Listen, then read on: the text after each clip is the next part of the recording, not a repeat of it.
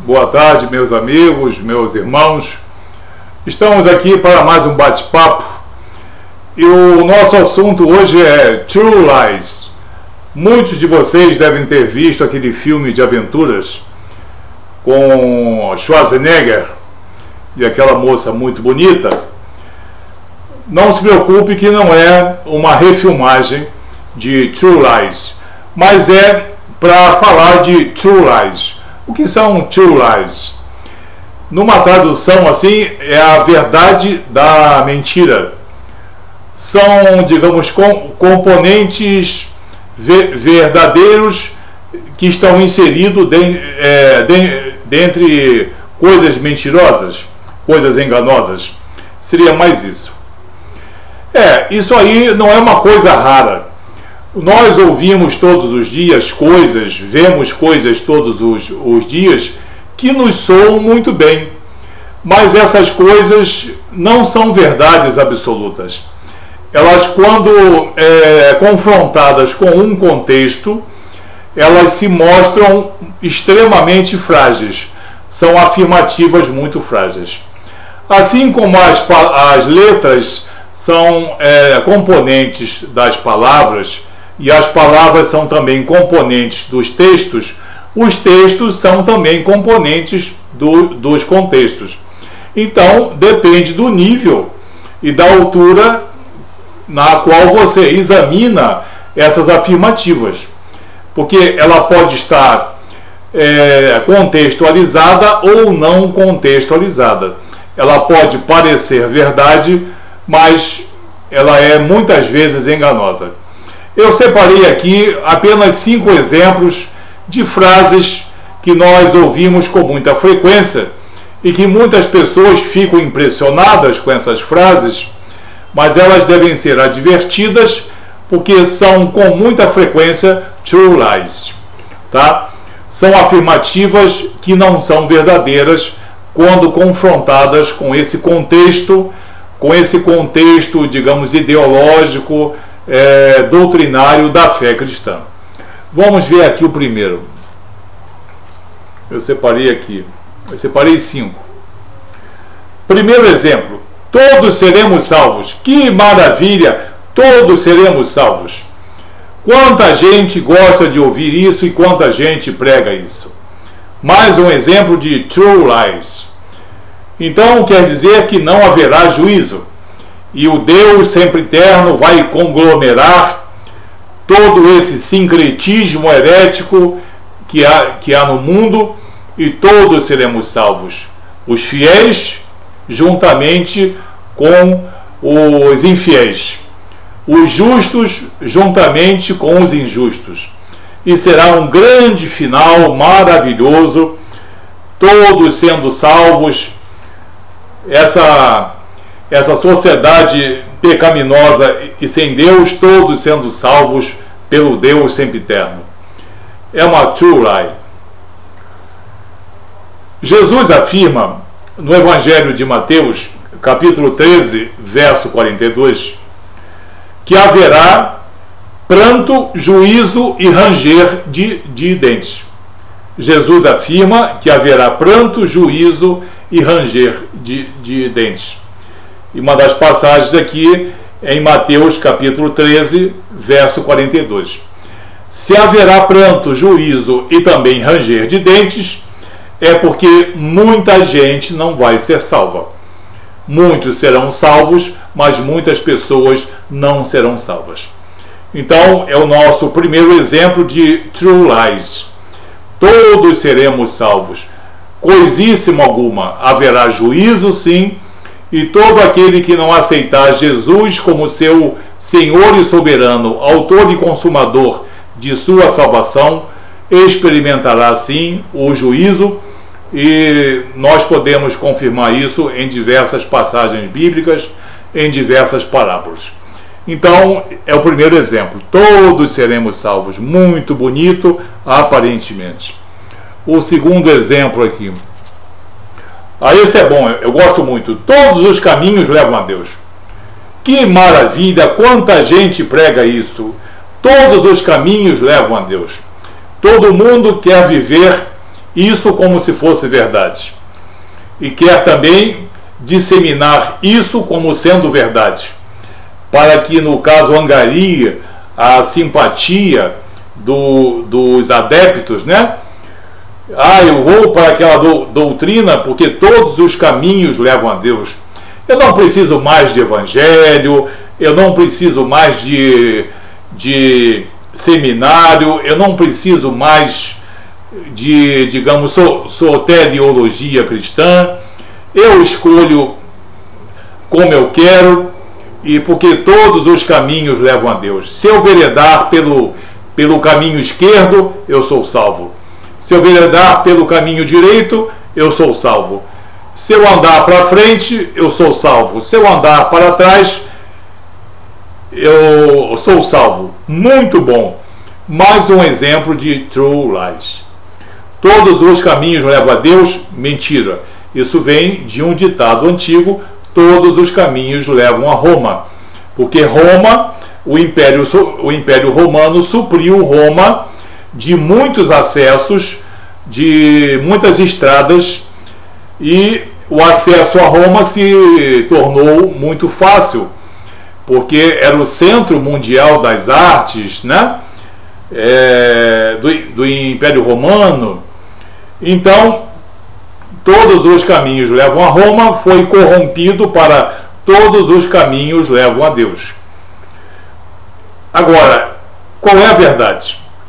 Jesus disse no Evangelho de João, capítulo 14, verso 6, uma passagem que muitos de nós conhecemos: eu sou o caminho, eu sou a verdade, eu sou a vida, e ninguém chega ao Pai senão por mim. Então, Jesus desmente que todos os caminhos levam a Deus. Jesus desmente que todos os caminhos levam a Deus.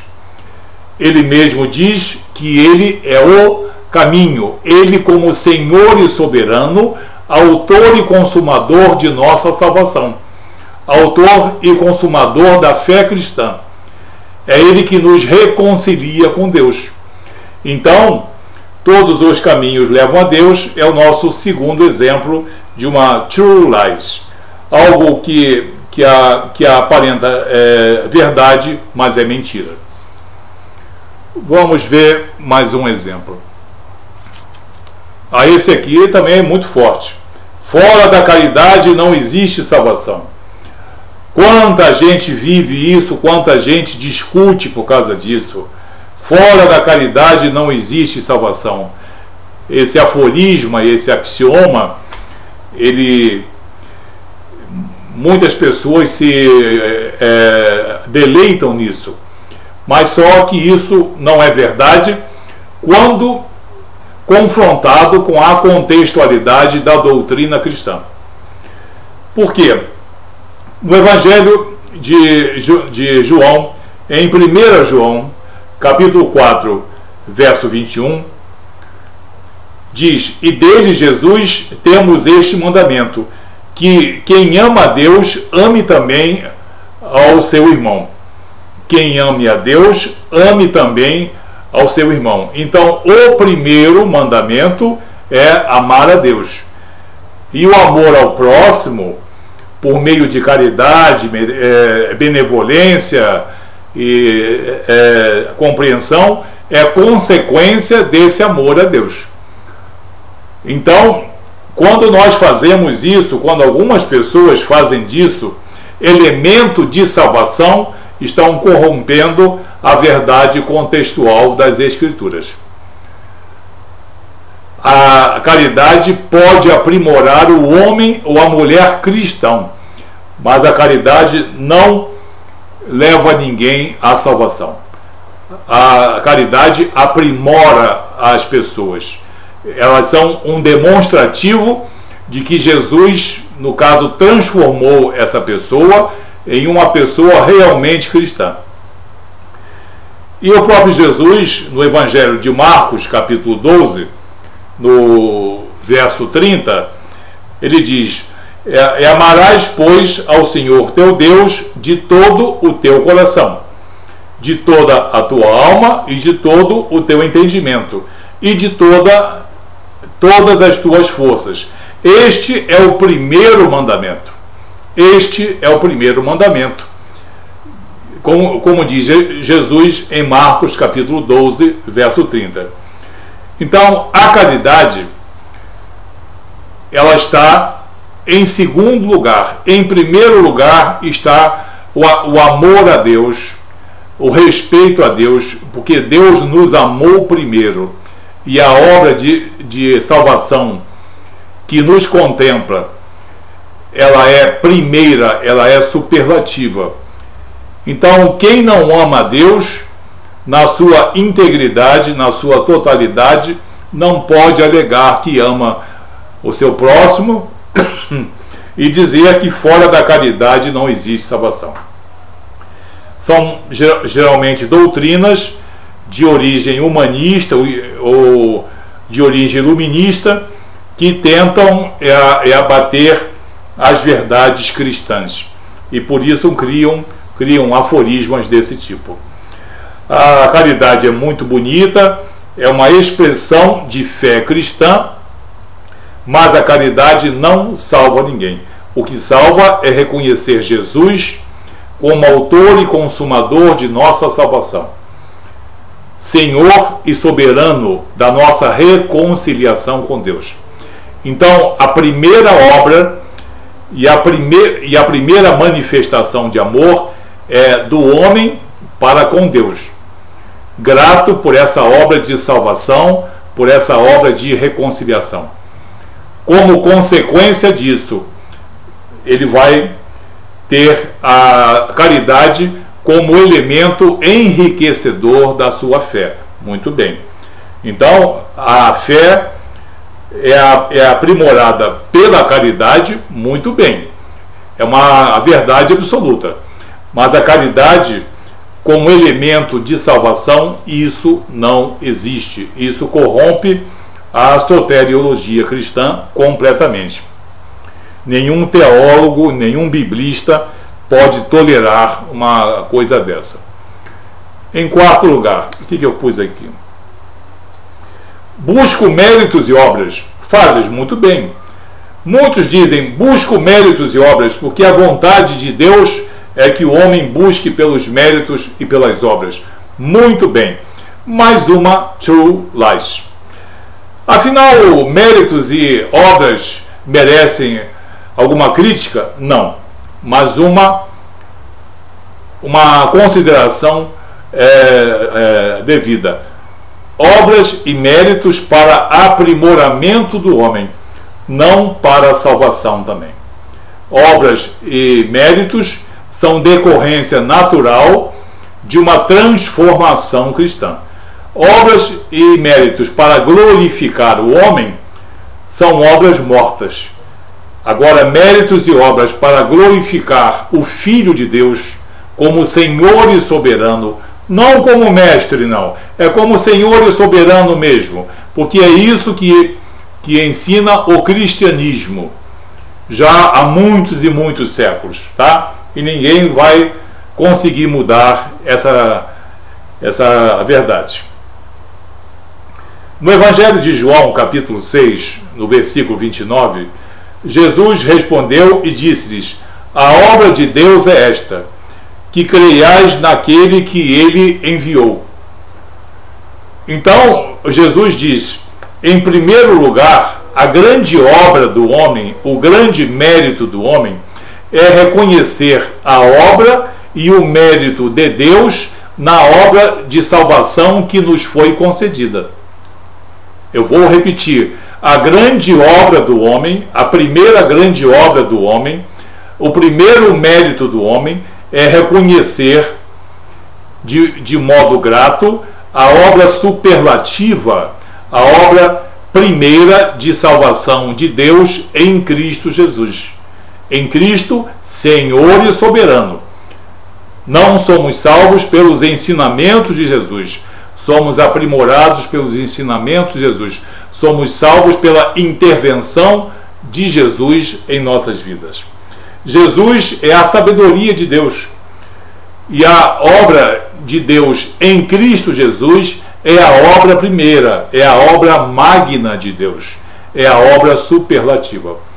Então, todas as nossas obras e todos os nossos méritos terão que ser sempre subordinados a essa obra primeira, a esse mérito primeiro, que é o mérito de Deus em Cristo Jesus, em Cristo Senhor e soberano.